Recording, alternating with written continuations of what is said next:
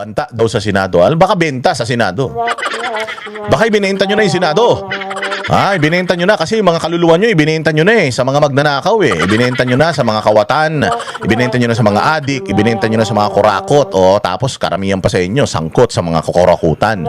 Mabuti pa itong mabuti pa itong 18 Marines. Nung nagpunta sila diyan, dala-dala nila, tangan-tangan nila yung kanilang sinumpaang salaysay. At doon sa sinumpaang salaysay nila, kasama pa rin naman yung mga pangalan na pinangalanan nila. Nandiyan pa rin naman si Loren Legarda, andiyan pa rin naman si Mark Villar, andiyan pa rin naman sila kung sino-sino pa yung mga dinamay nila. Pero yun lang man yata yung dinamay nila di ba? Wala sa yung kasi, yung dito kasi kay Yusek Bernardo tsaka dito kay Alcantara, ang dinamay nila dyan si Jinggoy, Bong Revilla, si Villanueva, dinamay nila dyan si Chis Escudero, dinamay din nila dyan si Grace Po, saan na nga si Grace Po?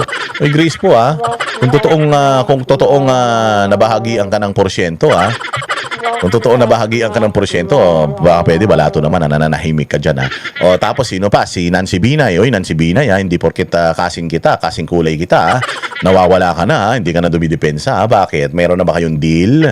May deal na ba kayo doon sa mga kasamahan ninyo na lumabas dito sa mga Anyways, lumabas man lang yung mga pangalan na yan and wala namang ebidensya yan. Lahat naman yan, puro hearsay yan.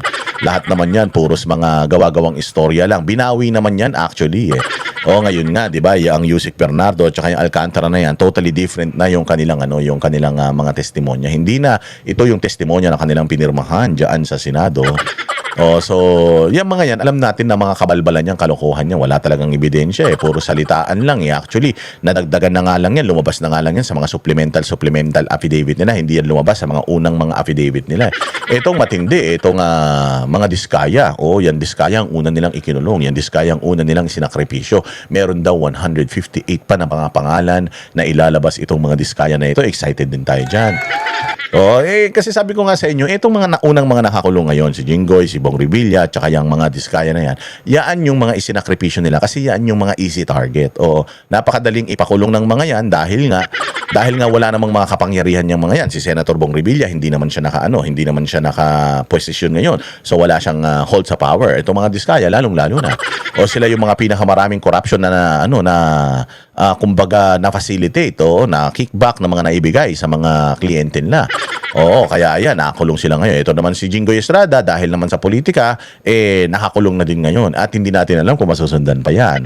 Hindi natin alam kung masusundan yan. Kasi balita ko, yung mga lumilipat sa kabila ay hindi nakakasuhan. So, dyan natin magkakaalaman, totoo ba yung mga sabi-sabi na ito daw mga senador na kinakasuhan, kinakausap daw para lumipat sa kabila. Hindi lang kinakausap ng kabila, kinakausap nung amo ng kabila. Sino ba amo ng kabila? Amo ng kabila, Malacanang. Oo. Marami tayong mga bali-balita. Si Chis Escudero, kinausap daw yan ng Malacanang. Talagang pinilit daw talaga nila, pinuwersa daw talaga nila na kung hindi ka lilipat, sigurado ako mabubulok ka sa kulungan. Siyempre, si Jinggoy Estrada, matapang man yan, buwal loob niyan, nakulong na rin yan. So, alam niya na kung anong kinakaharap niya. Si Bong Revilla, ganun din. Itong mga diskaya, siguro naman, at home na sila dun sa kulungan nila. Pero itong mga bagong, mga gustong kasuhan, ako po. Itong mga bago, siyempre, first time nila yan.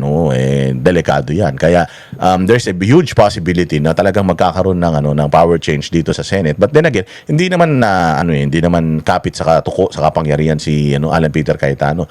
Sinabi nga niya, di ba? Sabi nga ni Alan Peter Cayetano, actually, kung makabuo kayo ng 13, okay lang sa akin. Walang problema sa akin. That's how democracy works. So, ewan ko, sila lang naman ang sira ng sira mantakin mo with all the effort, full of the nation approach para pabagsakin si Alan Peter Cayetano. Alan Peter stays as the Senate President of the Republic of the Philippines. Hindi sila makabuo ng 13, 12 lang yung kaya nilang buuin. Kaya nga, ang ginagawa nila, they're trying to manipulate the law. Hahanapan nila ng butas at lulukutin nila yung konstitusyon. Pupunitin nila yung pahina ng konstitusyon na yan. Para matuloy yung sinasabi nilang kapag ikaw may kaso, mababawasan yung numero ng mga senador. Bababa yung 2/3. Pag bumaba yung 2/3, kaya na nilang ipa-impeach si VP Sara because VP Sara is a force of nature na hindi mo talaga kayang ipahinto. kahit na anong effort, anong gawin ninyo, hindi nyo talaga kayang pahinto ang the probability at ang destiny ni Inday Sara to lead this country. And alam nyo mga bossing, katulad din ng lagi ko sinasabi sa inyo, etong mga nangyayari sa bayang Pilipinas ngayon, yung nangyayari sa bayang Pilipinas ngayon, may hangganan yan. May hangganan yan. Hindi na pwedeng ma-extend ang mga nakaupong mga magnanakaw ngayon sa gobyerno. Aalma talaga ang taong bayan dyan. Hindi na yan, na-preempt na eh. So hindi na nila pwedeng ituloy yan. Nakita nila yung reaction ng taong bayan. Hindi papayag yung taong bayan dyan. Kaya ngayon, huwag kayong mag-alala. After 2026, 2027, politika na yan. Positioning na yan for 2028 elections. At come 2028 elections, pag nanalo na ang ating VP Sara, I am pretty sure. If there is one thing na hindi ako naniniwala kay Inday Sara, isang bagay na hindi ako naniniwala sa kanya, is yung pagiging hindi daw niya vindictive. O si Inday Sara daw ay hindi vindictive, si Inday Sara daw ay magtatrabaho, at si Inday Sara daw ay mauubos ang aking time para habulin ang lahat ng mga yan. Kaya I will assign someone to go after these corrupt people, itong mga sabi nga niya, I will not, hindi ako gaganti sa mga nanira sa amin, but definitely, wala pong sa mga yan na will go unpunished. O, lahat yan, lahat ng may kasalanan pag nanakaw sa bayang Pilipinas, sigurado ko mananagot kayo kay Inday Sara. Kaya kung hindi man natin makuha ngayon itong ating inaasam, dahil nandiyan dyan si Matibag, nandiyan dyan si Remulla, nandiyan dyan yung DOJ secretary na mukhang butiki. So lahat yan, mga bossing, itong mga ito, pagdating ng 2028, lagas yan. Lagas yan, sabi ko sa inyo, mababawasan ang populasyon ng Pilipinas dahil karamihan sa mga nabanggit ngayon. Oo, may sigurado, magsisipagtaguan yan sa ibang bansa, tataas ang numero ng mga Pilipino na nagsisik ng asylum sa iba't ibang mga bansa. Antayin niya, magre-reunion yan dyan sa abroad. Naantay natin, ilang taon na, 4 na taon, magli-5 taon na si Bongbong, wala naman nagawa matino sa bayang Pilipinas, kabubobo naman yan. Nagantay na nga tayo ng ganung katagal, di pa ba natin nantayin yung matatapos itong 2026, hindi ba kaya natin yan? Tayo mga Pilipino, kaya natin yan, we can survive lahat ng mga dilubyo sa Pilipinas, lindol nga, bagyo, bulkan, lahat na survive natin, ito pa kayang bagyo na dulot, lindol na dulot, dilubyo na lindol na dulot nitong administrasyon ni Bongbong. Kaya natin yan, di ba? Ito na, banta sa Senado. Diyos ko po, pakinggan natin itong banta sa Senado. Sabihin ba nila kung ano yung banta na yan? Pasok. Ibinunyag ni Senator Win Gatchalian ang umano'y banta sa seguridad ng Senado. Dahil dyan, pinag-work from home muna ni Gatchalian ang Senate employees simula bukas. Binunyag niya? Alin ang binunyag niya na naman? Paano siya ibinunyag? Sinabi lang niya, merong imminent threat sa Senado. What is the imminent threat? Ano yung imminent threat na yon? Pasasabugin ba yung Senado? Magbabara ba yung mga inidoro? Ganun? Lalagyan ba nila ng mga medyas? Yung inidoro, yung mga shower ba nila dyan? Yung mga gripo ba nila? Lalabas ba dyan? Apoy? Anong klaseng bantayan? Uulam ba ng pako dyan? Ano ba? Mayroon bang molotov ng mga tae dyan? Magkakaroon ba ng mga saksakan dyan? Anong saksakan? Saksakan ng tanga tsaka saksakan ng pangit? Anong banta yun? Anong threat yun? Mamamatay ba yung mga senador? Mamamatay ba yung mga yung mga empleyado? Magkakadengue ba dyan? Meron bang outbreak ng dyan? Ng COVID-17? Hindi, COVID-11. Kasi yung mambubudol 11 yun eh. Ano ba? Anong threat yan? Dapat pag sinabi nyong may threat, dapat ilalabas nyo kung ano yung threat. Malalaman natin kung totoo. Baka mamaya yan, may lang dyan. Threat ng utot lang dyan ha.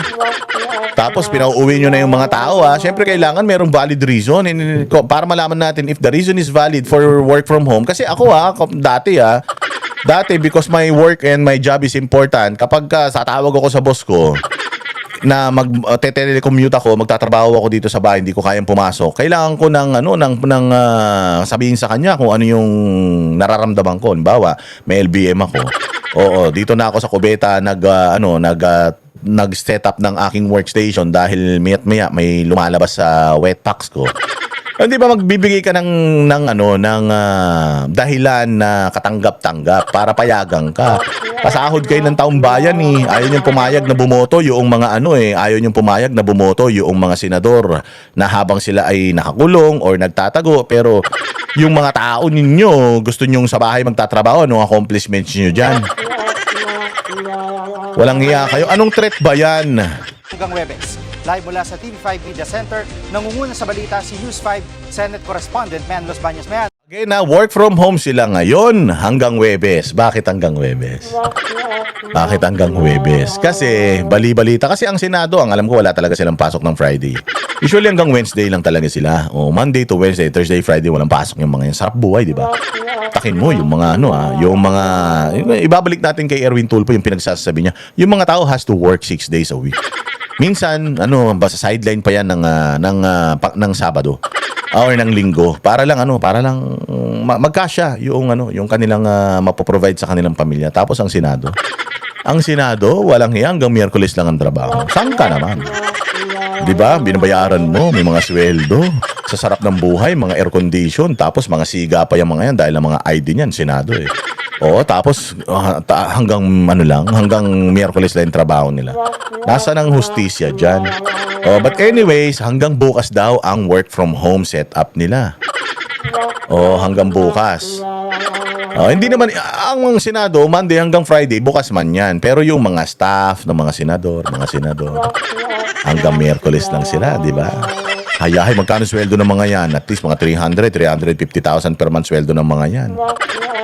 O hanggang bukas yung work from home. Bakit? Kasi nga bukas baka malaki ang posibilidad magkaroon ng Senate Blue Ribbon Committee. Baka mamaya o baka ngayon sa mga oras na ito ina-announce na nila yung Senate Blue Ribbon Committee bukas at meron daw.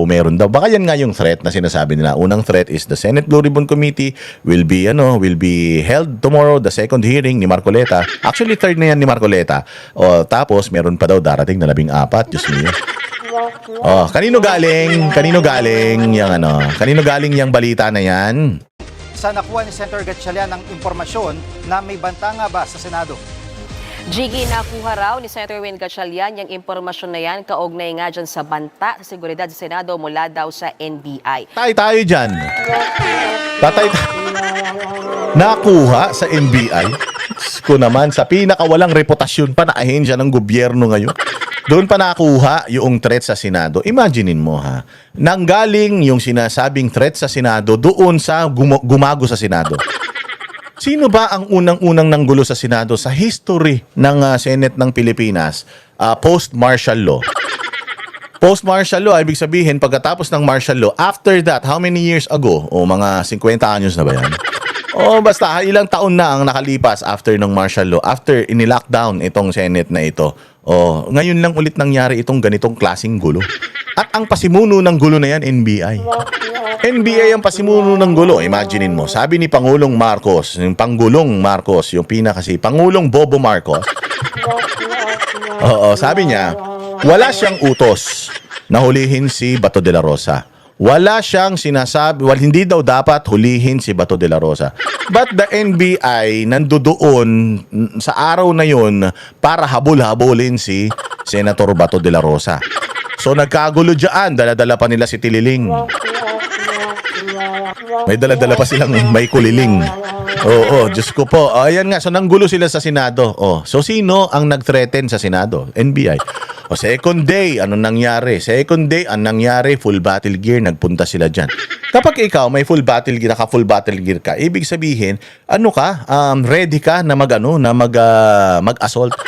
Oo, and if you're gonna assault, let's say for example the Senate, if you're gonna assault the Senate because ready ka, naka full battle gear ka, naka bulletproof ka, tapos mahaba yung mga baril mo. So sino ang pagsisimulan ng threat? Ang pagsisimulan ng threat, syempre yung may mga baril. Ang pagsisimulan ng threat, syempre yung NBI dahil nandoon sila sa vicinity ngayon. Nagbabantay kung ano ginagawa nila doon, nagkukumpuni ng pinto, nagbabantay ng mga painting, pero naka full battle gear sila. At nagkaroon pa ng putukan. Tapos, nagpaputok ang usaan na ganyan, tapos gumanti sila ng putok. So, sino ngayon ang nagtitreten o merong daladalang threat sa Senate? NBI. Tapos NBI ang magsasabi that Senate is under threat. That there's a threat sa Senate, galing mismo sa NBI na chismoso. O nung nagsisimula na yung hearing ng Blue Ribbon Committee, anong sabi niya? Meron daw siyang impormasyon na si Mike Defensor nagbayad daw. Hindi naman pala totoo. Pucha, chismoso lang pala yan eh. O, chismoso lang pala. Sinabi din niya, meron daw siyang impormasyon na ganito. Walang hiya ka. Anong klaseng mga impormasyon ang pumapasok sa'yo? Hanggang ngayon nga, hindi nyo pa kayang mahuli si Senator Bato de la Rosa. Kailangan nyo pa ipasumpina yung asawa ni Senator Bato de la Rosa para lang tanungin kung nasan siya. Paano magkakaroon ng mga malulupit na intel gathering ito? Wala namang intel tong mga to. O, walang intel. Imagine, kailangan mo pang tawagin yung asawa nung hinahanap nyo para lang ituro niya yung asawa niya. Ano ka, tanga? Walang hiya. Maniniwala siguro kung galing sa Armed Forces of the Philippines, galing sa PNP, galing sa intelligence community, merong threat sa Senate, pero galing kay Matibag. Ng talk mo naman, Gagawa na lang kayo ng script, yung director na kukunin nyo, wala pang tatangkilik. Anong klaseng threat 'yan? Nung nakaraan meeting sila diyan, Blue Ribbon consultative meeting. Biglang lumapit, may approach. Lumapit si Matibag doon, tas nagbulong-bulong. Yun na daw yun. Tanginang yan, nagkaroon ng threat sa ganung kaikling pag-uusap. Para kang nakinig kay parang nakinig ka kay Giovanni Calvo. Kilala niyo si Giovanni Calvo, yung chismosong showbiz personality, bakla na wala na, paray na. Para kang nakinig dun. Diyos mio. Pucha, chismis yan pag galing sa NBI.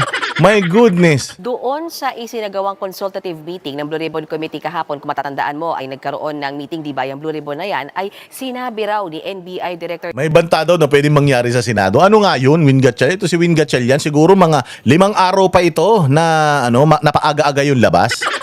Mongoloid to. Yan ang itsura. Tiyangin yan. Kala mo taga Mongolia. Hindi, totoo. Tiyangin yan. Maniniwala ka basta-basta? Sa basta sabi-sabi lang? Klaseng Senate President to. Anak ng tinapay, ito problema natin kapag kagunggong yung inalalagay ninyo sa posisyon. Putang ina yan, pag may sinabi ka, maniniwala ka agad Wala nang due diligence ang walang hiya. Ito ang kaibahan ng leadership ng mga Duterte Because yung mga Duterte hindi mo kayang utos-utusan basta-basta. May sarili silang desisyon, may sarili silang wisdom. Kung saan ba sinabi ng NBI director, may threat. Anong threat? Ganito, ganyan. Meron daw. Magbabara daw lahat ng inidoro dito. Yung mga tain ninyo. Lahat daw yan. Lulutang daw yan. Siyempre, ikaw, saan galing yung intel mo? Asan? Patingin nga. Paano, anong yun? Siyempre, medyo, iimbestigahan mo naman ng konti. Yung putang inang yan, pagka narinig mo, para kasi Bongbong Marcos, pag may narinig, sinabi kay Bongbong Marcos, maganda ang bayang Pilipinas, magpapapreskon ka agad niya, maganda bayang Pilipinas. Maulad ang bayang Pilipinas. Puta, itong nilalagay ninyo kapag ka ang ulo ng mga tao na nilalagay ninyo, diyan sa mga posisyon, clay. Alam niyo yung clay, ang daling hulmahin, putang ina niyan. Mga tanga tong mga ito. Pucha, naniwala kayo kaagad. More so, naniwala kayo kay Matibag. Halimbawa, sinabi ni Matibag, ganun, merong ganyan. Mayroon naman kayo mga contact sa mga Intel, ang dami yung Intel fans. Merong sinabi si Matibag, maniniwala na kayo kaagad. Hindi, i-cross-reference nyo yan sa Intel community. Intelligence community, Armed Forces of the Philippines, Department of National Defense. Because, yun ang trabaho nila mag-gather ng Intel. Ano to sinasabi ni Matibag? Imminent na threat daw. Ano ba to? Posible ba to? Ano ba to? Walang hiya. Naniwala kay Matibag, walang hiya na yan. Wala nga naniniwala kay Matibag Tapos naniwala kayo kay Matibag, Diyos ko po.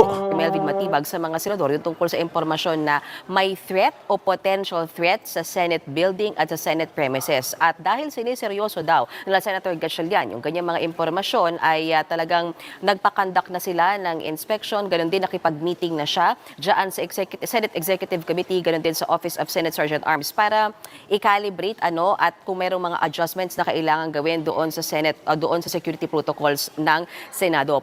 Priority daw syempre ang kaligtasan ng mga senador at nasa 2,000 mga empleyado ng Senado. At nakikipag-ugnayan din ngayon sila Senator Gatchalian sa mga Intel offices para tuloy-tuloy nga yung information gathering. Kaugnay niyan dahil patuloy daw nilang minomonitor ang sitwasyon. At dahil dyan, Jiggy, heightened alert na ngayon ang Senado. Nagpadagdag daw sila ng forces, mas mahigpit ang security protocol. Yun na naman pinadagdag mo, yung jowa mo na si John Vic Rimulya. Si John Vic na napahiya. Si John Vic na akala niya siya si Captain Barbell na kaya niyang pigilan ng lahat. Walang hiya naman. Ganito klase ng Senate leadership ang gusto ninyo. Ganito kalambot. Tangina, kung alam ninyo na wala kayong ginagawang kasalanan, kung alam ninyo na maayos ang pagtatrabaho niyo at alam ninyo wala kayong pinoprotektan, hindi kayo matatakot sa anumang threat. Hindi kayo matatakot sa anumang threat. Ano ba yung mga threat na ikinakatakot ninyo? That some group of people will go there to disrupt kung ano man ang nagaganap dyan sa Senado or kukupkubin ng Senado, Nino. Ng taong bayan na mga galit? O bakit galit ang taong bayan? Yun ang dapat na iniisip ninyo eh. Kung yung threat na may Abu Sayyaf man pupunta dyan, magpapasabog. May anong klaseng threat yan? O yung threat na maraming mga Pilipino ang magagather para pumunta dyan sa Senate at hindi nyo na makokontrol, baka mapasok ang Senate? Why? That's the question. Why are people gathering outside the Senate? O, may problema kayo. Oo, ang imminent threat sa Senate is kayo mismo. Oo, kasi kung ginampanan ninyo yung inyong mga tungkulin na unahin ang kapakanan ng inyong mga constituents, which is buong Pilipinas, kung inunan yun, hindi yung mga personal na mga political na interest ninyo, hindi kayo matatakot. Hindi kayo matatakot.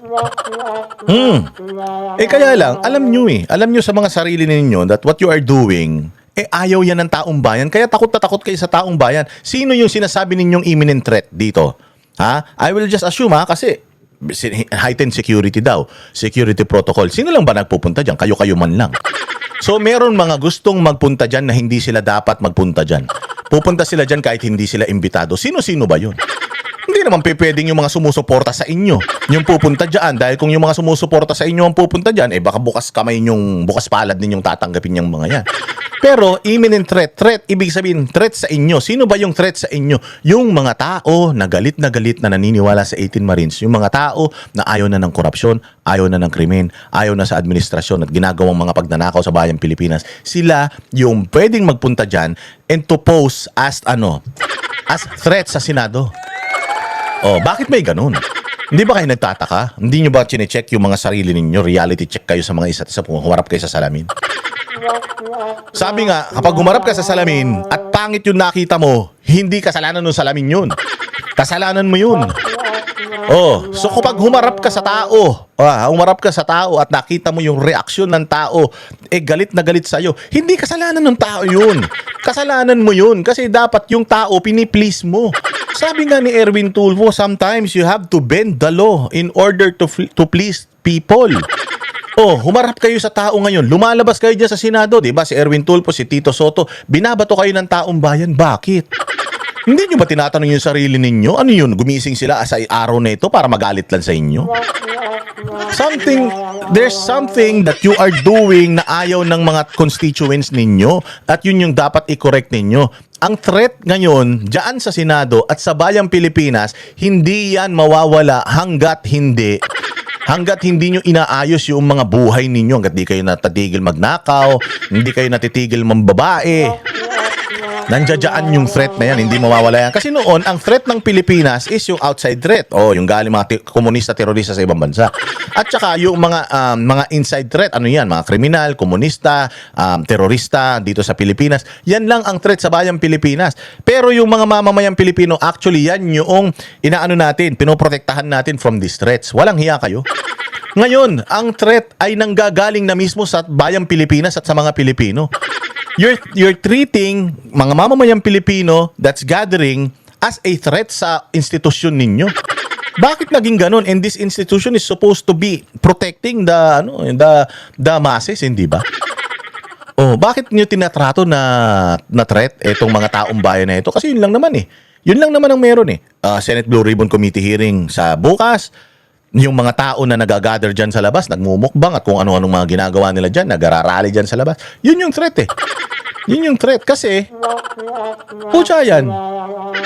Hindi nyo naman sinasabi kung ano yung sinasabing threat na yun. Sana kung may babagsak doon na missile dito, galing sa China, mga ganun. Wala naman Ang hiya kayo. At simula nga bukas, Wednesday hanggang Thursday, June 9 hanggang 10, ay nagpalabas na ng memo sa Senator Gatchalian. At June 9 and 10. Ibig sabihin hanggang bukas. Bukas is supposedly the Blue Ribbon Committee hearing. So wala na naman tao.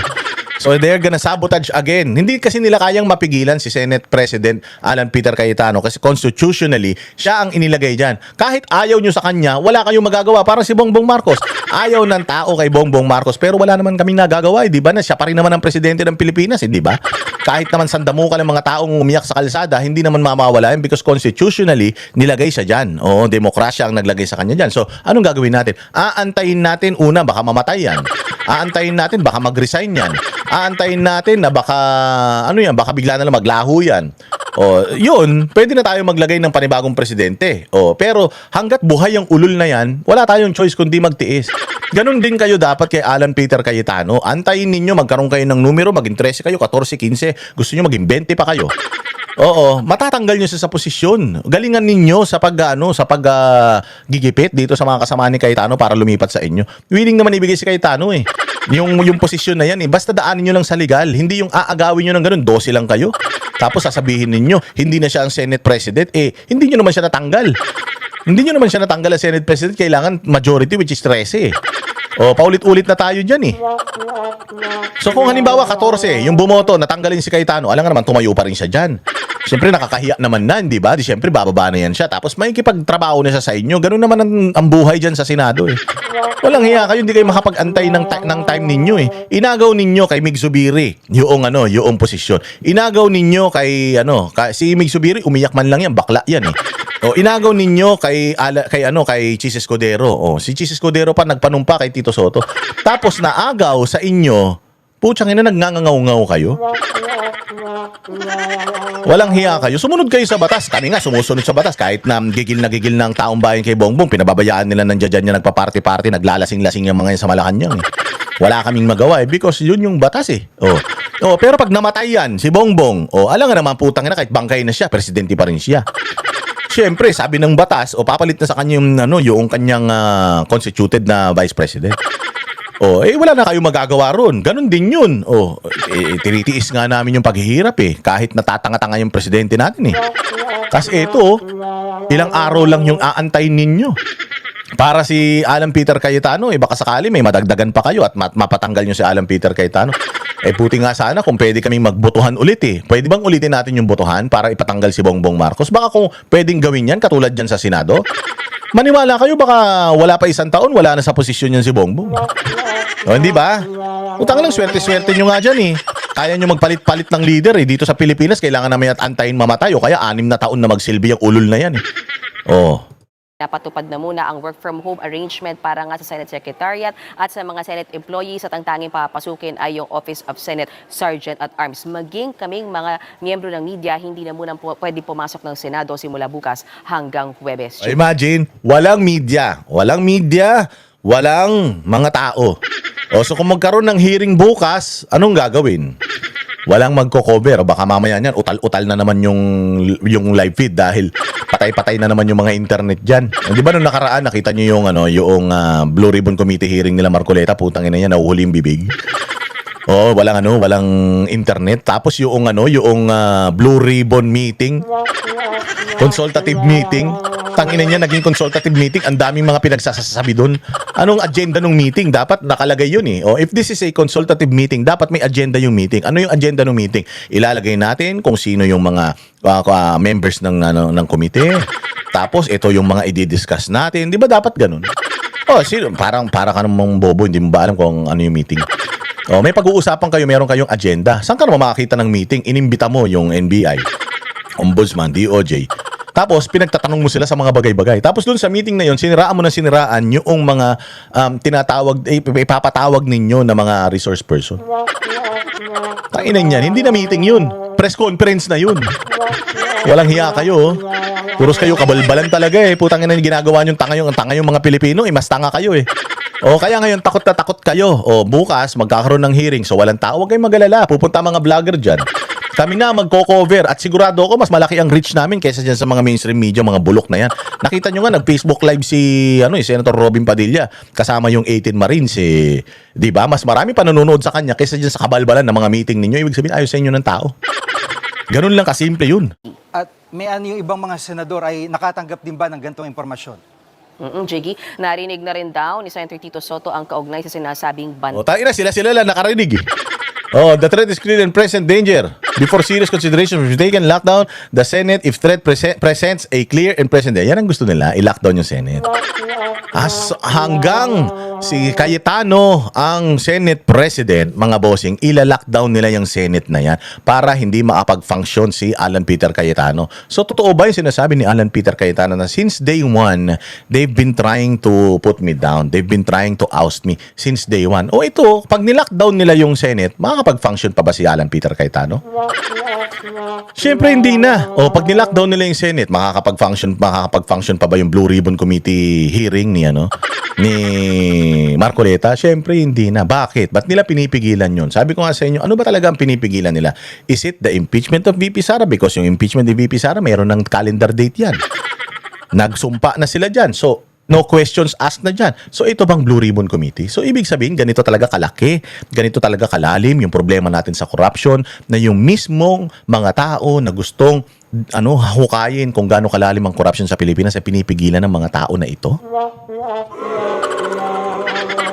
Diba? And you owe it to the people. You should tell the people what kind of threat we're talking about. Anong klaseng threat ito? Death threat ba to? Ang inang yan. Tapos sila lang ang nakakaalam. Siya, yung mambubudol itbulaga group Senate lang ang nakakaalam. Yung ibang mga senador naman, hindi naman nila alam. Sa seguridad sa Senado, posible daw na i-consider yung lockdown ng Senado kung malinaw at delikado talaga yung security threat na yan. Habang si Senator Ping Lacson naman sinasabing hindi lang banta sa Senado ang narinig niya. May Ay na lahat, puro chismoso eh. Sketchy and raw. The level of frustration within the armed services has reached up to battalion and regional level. So, ibig sabihin, mga sundalo ang susugod dyan sa Senado, gano'n? Though still sketchy and raw, the level of frustration within the armed services has reached up to battalion and regional level. So, ibig sabihin, nagrereklamo na yung mga militar. So, inaamin nyo na nagrereklamo na yung mga militar. So, kung nagrereklamo na yung mga militar, sino bang administrasyon ngayon? So, nagrereklamo na sila sa administrasyon na ngayon, ganon? Juicy, ha? O, talagang matindi ito si Bekla, ha? Matindi yung mga binibitawang salita. Sila lang ang nakakaalam. Sila lang ang nagpapaikot. Sila lang ang nagpo-float ng idea na may threat sa Senado. Masyon din daw siya ng pagkadismaya sa hanay ng sandatahang lakas ng ating bansa. At base sa intel niya ay lumalakas daw nga talaga yung frustration na yan mula sa hanay ng EFP. Babala ni Senator Lacson, posibleng magamit yan doon sa mga mang-aabuso niyang pagkagalit na yan at pagkadismaya na yan. Mga gusto... Noon pa yan.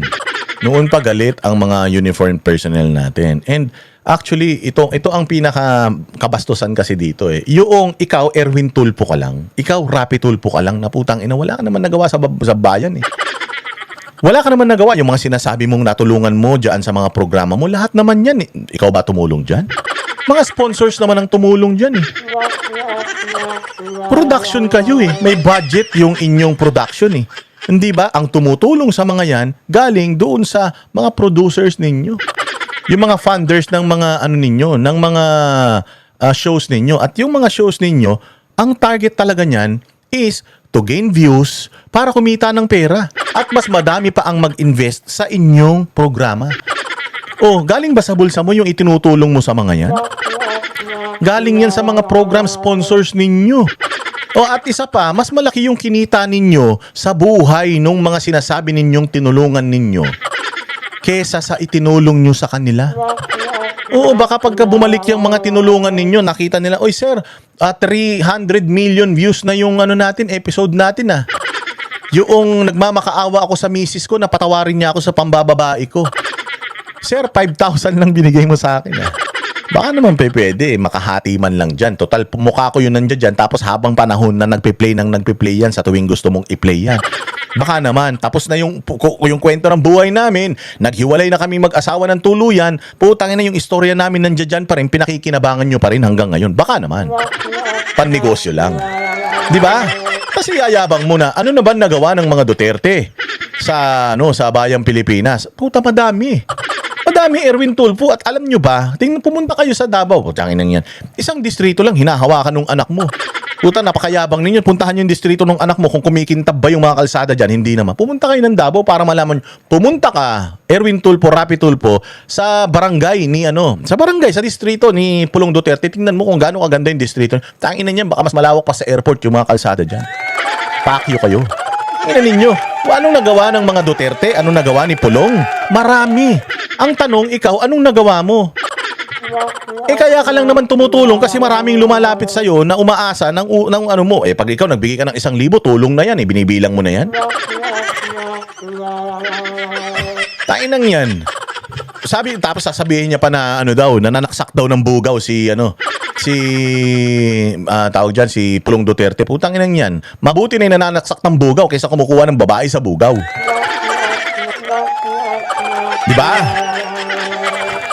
Walang hiya kayo. Mang-destabilize ng gobyerno at ang pagkadismaya daw ng mga sundalo nagmumula sa iba't ibang mga issue gaya na lamang ng agawan ng liderato sa Senado, nariyan din syempre yung flood control scandal at yung pagtaas ng presyo ng langis at iba pa. Sa ngayon, tahimik lang daw na nagmamasid ang AFP at hanay ng AFP sa mga sinasabing iba't ibang banta at yung frustration na nararamdaman ng ilan sa kanilang mga miyembro. Jiggy. Yung Cayetano Block, anong sinasabi naman nila? Sa ngayon, Jiggy, kini-question ni Senator Alan Peter Cayetano bakit daw ibinahagi lang yung particular report na yan ng security threat sa Senado sa iilang senador at hindi sa lahat sa kanila at hindi raw sa lahat ng empleyado. Tinatanong din niya yung credibility ng NBI. Kailan pa daw ba naging lead agency sa Intel ang NBI? Nasaan daw ang AFP at ang NICA sa mga Sakto. There's NICA, AFP, ISAP. Ang dami. Tapos NBI. Manggagaling sa NBI. Ang inan yan. The very same group na nagkalat naghasik ng kaguluhan dyan, unrest sa Senate, sila ang nagsasabi na may threat na ang Senado. Parang ganito, ilagay natin. Perfect analogy. Kung sino may dala ng lighter, gasolina, siya yung nagsasabi na may gustong manunog sa Senado. Ganon. Yung may hawak ng ebidensya, na susunugin yung Senado, putya yan, sila yung nagsasabi na, hoy, may susunog sa Senado. Ano yung hawak mo? Apoy at saka gasolina. Tanginan yan, ba't ka nagsasabi may susunog sa Senado? Ikaw yung gustong sumunog sa Senado. Diba? Ano sense nun? Okay man lang, meron tayong threat na nakuha. Kanino natin nakuha? Sa NICA, sa ISAP, sa Armed Forces of the Philippines, sa Department of National Defense, sa National Security Council. Because sila talaga yung mga intel, yung mga may hawak ng mga intel gathering groups yan. Okay man lang sana kung gano'n. Pero sa NBI. Ina niya, para ka naniwala kay Father Plaby. Walang hiya naman talaga. Sitwasyong ito na sila talaga yung nag-a-assess ng mga intel reports specifically kapag mga security threats. Alam mo, Jiggy, ang sabi ni Senator Alan, kapag daw ipinaparating lang ang umano'y banta ng seguridad sa iilan lamang mga senador at hindi sa kanilang lahat, pwede daw yung gamiting political instrument o political tool. Yan ang panatero, walang inuurungan. Pag tama palakpakan, pag mali ay baba.